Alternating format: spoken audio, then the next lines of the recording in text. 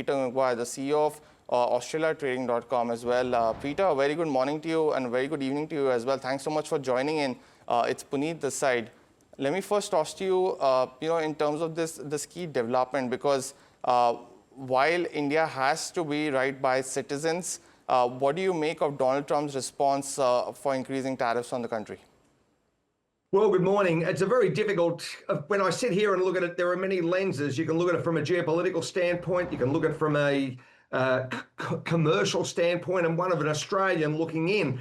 President Trump has, in his typical style, brought India into the play as far as by purchasing Russian crude, and it's been a substantial uplift from zero nearly to about 35% of your crude imports over the last few years are Russian crude, and now he's brought you into the mix as far as Russia versus Ukraine and the ongoing war situation.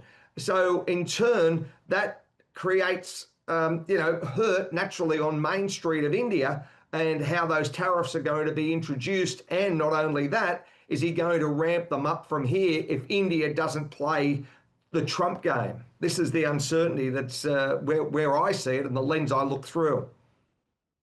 And Peter, this has been common that, President Trump has been using pressure tactics such as this to put countries under pressure. And till now, India hasn't blinked first at all.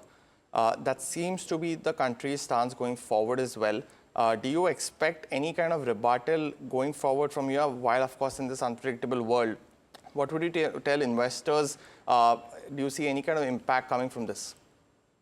Well, I think first off, we're going to see softer crude prices rolling into the end of Q3 and certainly the start of Q4 with a supply glut.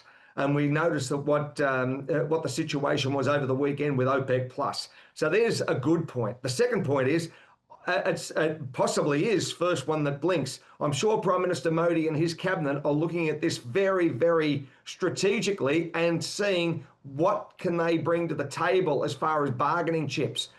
President Trump is all about putting a deal together, and I'm sure and Prime Minister Modi is certainly very capable of creating deals. So I think this is going to be a level of brinkmanship between the two nations.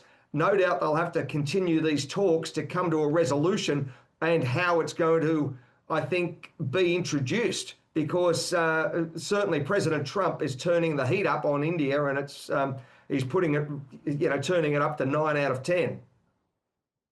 Peter, my final question to you. You mentioned about softer crude prices going forward in somewhere around Q3. We've also seen yesterday the OPEC plus countries raising their output as well. Now that does bode well for countries like India, who import most of their oil requirements as well. Do you expect that at any point forward during the year, there will be some pressure on crude oil prices going forward, or are you expecting that because of these key factors, the prices will remain stable and benefit developing countries like India?